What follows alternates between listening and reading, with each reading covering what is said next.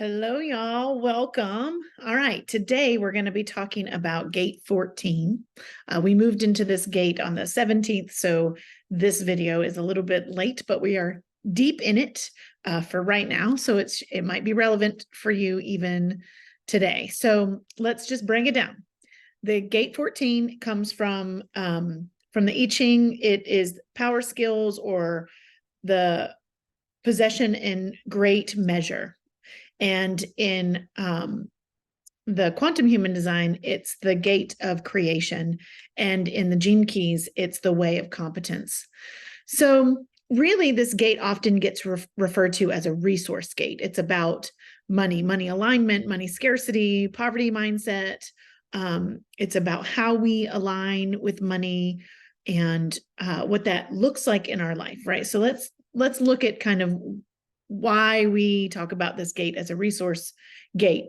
This is a pretty special gate. To me, it is my unconscious moon gate.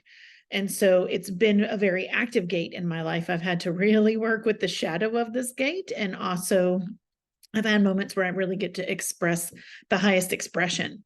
And so in its shadow, it's really about alignment and connecting to that and trusting in that source energy, right? So when all things are rooted in source, then great prosperity is available to us, right? So it's really about inner alignment. This gate asks us to look at where I'm making in its shadow. In the gene keys, it's the shadow of compromise. It's like, where am I self-compromising? We could call that self-betrayal is another way of looking at that. Where am I not living out my truth in some kind of way? And I don't mean the truth that comes from a wound. We hear a lot of people talk about my truth versus your truth, right? Like, truth is universal. If it's my truth to me, then it's my story. And if it's your truth to you, then it's your story. Our story comes through conditioning from our families, from our societies, from systems that we've been involved in from the time that we're born, and even ancestral wounds that we carry with us. But so when we are looking at self-belief, I mean the capital S of self. It's the believing that I have a part of me that knows exactly what I need to do and what I'm here to do, and is guiding me gently through my life so that I have the experiences I need to have so that I can grow the way that my soul wants to grow.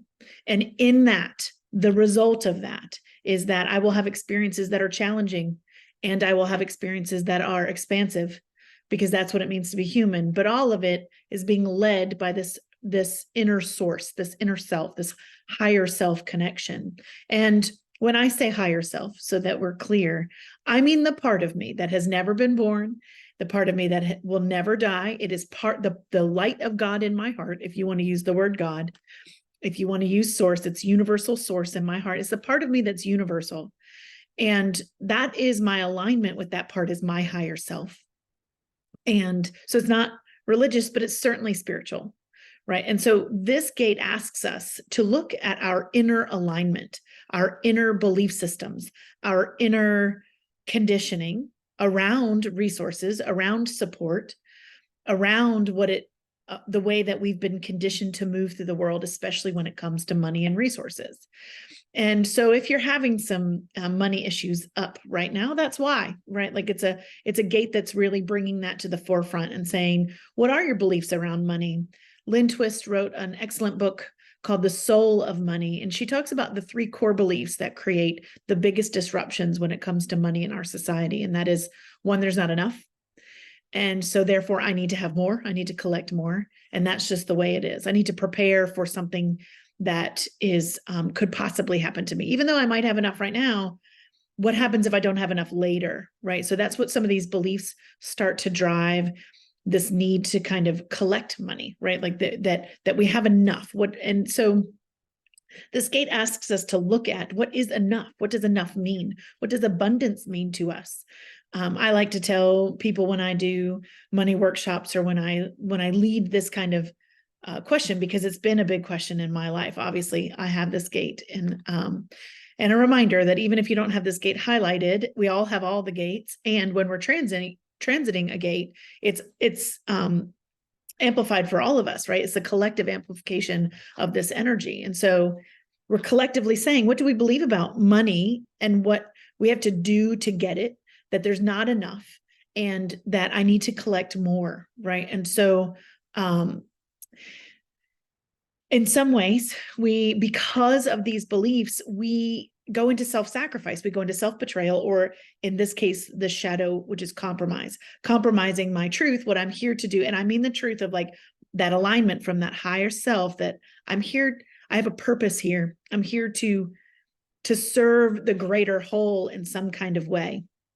We know that one of the pillars of abundance is service, and it isn't false service. It isn't martyrdom to service, but it is knowing what you were put here to do, aligning with that, and then trusting in that pathway, trusting that the doors will be open when the doors are ready to be open. And the experiences that you're having are preparing you to be on the right path in some kind of way.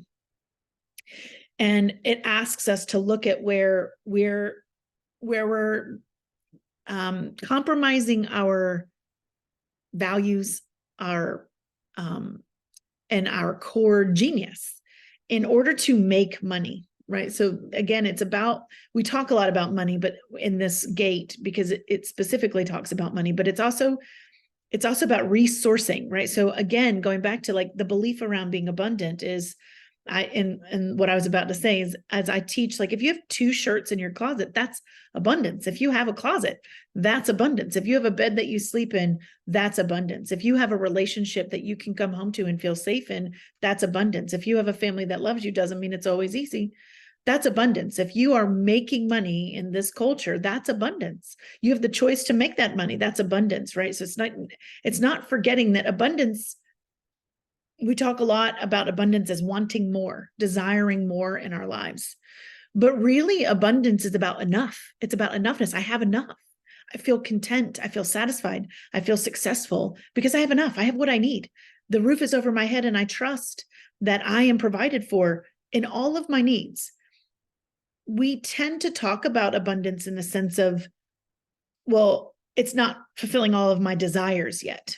And sometimes there's some trickiness in the realm of personal growth, which is that if you think it should automatically be happening to you. And if you are doing it right, you should be making millions of dollars and have a yacht. And there's this weird twisting of this concept into moreness instead of enoughness, right? Abundance is enoughness. It is not moreness.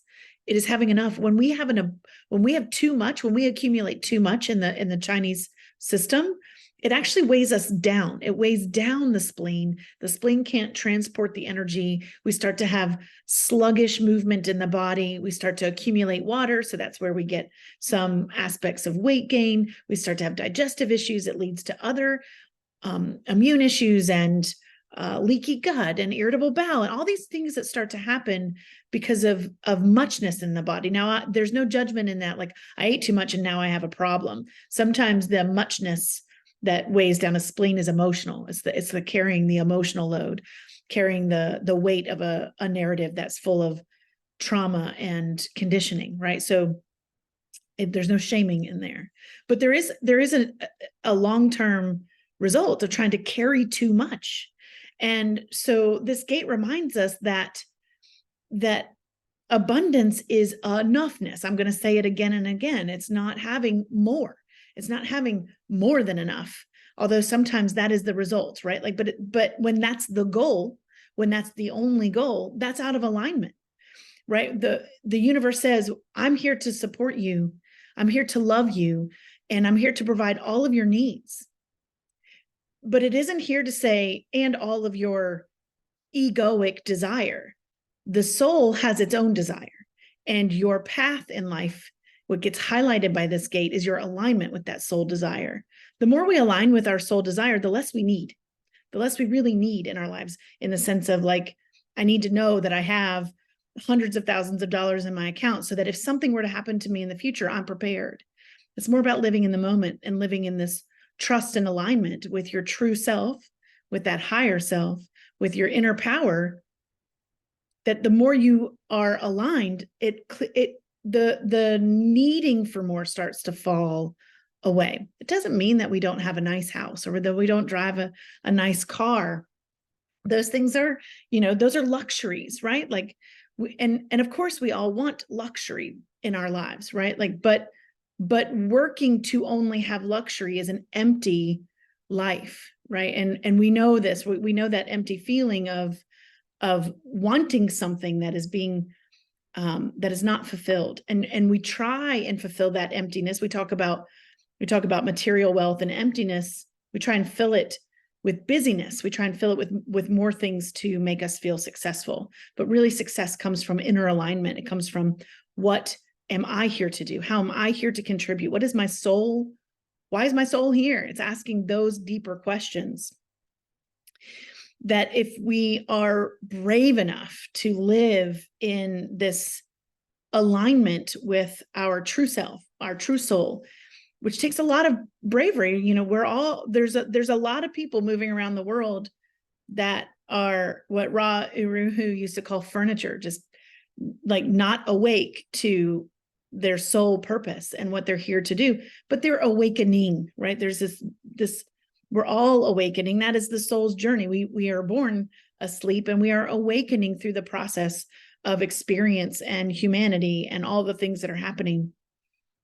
And it's about knowing that it's not just about me. So in the I Ching, in this particular gate, the I Ching is made of hexagrams, which are what we see in human design as the 3 lines, right? Like and in this case, the lines are very yang in this gate, but the one line that's yin, which is kind of a controlling line in this particular example, is about alignment with divine feminine energy, that we are here to be out in the world and expressing outwardly and in relationship with people.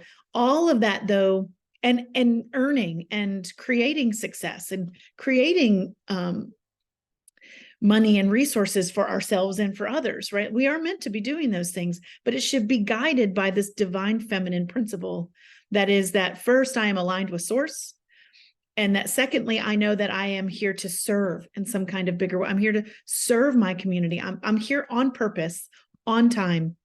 And what does that look like? How am I choosing to either be asleep through my life or to really wake up and say, what am I here to do? Right now there's a movie out on Netflix about Nayad, which is the woman who swam in her 60s. She had tried to swim from Panama to Florida. I think it's Panama. From Cuba to Florida. No, I had to think about that. From Cuba to Florida. And that she failed several times, but like she had this driving thing inside of her that was like, what am I here to do? What is my purpose? What am I doing with this one life that I have? That Mary Oliver quote, that's a pertinent part of the story for her. And then, like trying again in her 60s. And so it is about this awakening to, like, I'm not here to just be a drone. I'm here to be more than that. I'm here to commit to what my soul wants me to do. And that should be in service to something bigger than myself, service to something, to a larger alignment in some kind of way. And that's what this gate says, that the more we align with our genius, which is what we're here, our life purpose, our soul purpose, then the more we unlock that prosperity, we unlock this gate, right? And so this gate actually is a fairly lucky gate. If you have it in your chart, it is a money gate, right? So it's one of the money gates, but it's also not meant to be money by itself, right? So this was a big moment for me in my learning about this gate and in my chart, is that the gate 14 for people often creates the space where we're trying to hide. We're afraid of success. We're afraid of being seen. And so we try and work by ourselves. But the gate 14 is expressed, it's at its highest expression, it's meant to be in community or in relationship. And so it really calls us out of trying to do things by ourselves and into collaborations, into that divine feminine of connection and alignment and source, right? So which might require a ton of patience from us. It might require us to get really patient with our soul and with our life experiences as we unfold the way that we are meant to fold in divine timing. When we do that, this gate brings us the opportunity for bounty, right? For us to really have what we need to be fully supported. It's a earth energy of collecting the bounty, right? Of reaping the rewards of staying in alignment with who we are and who we're here to be. And knowing that just knowing that we are able to do that is abundant. And that abundance means that I have everything I need. And that I'm completely provided for, and I trust in that alignment, and that I trust in my inner self to guide me in whichever way. If you know your human design, and it's like trusting in the way that you're meant to respond, your authority, right? Is trusting that alignment with source, that alignment from the higher self with the lower self, and then aligning my life around that. And that's a new way of thinking about money. The old way of thinking about money is I have to make money. It's outside of me. That I have to do something externally and then I earn money back. And the new way of being with money is that it's an internal alignment with source and purpose, and money is the end result of that. It's an inside job, not an outside job, right? So, okay, I think that's enough about this particular Gate 14. And so we'll see you next time.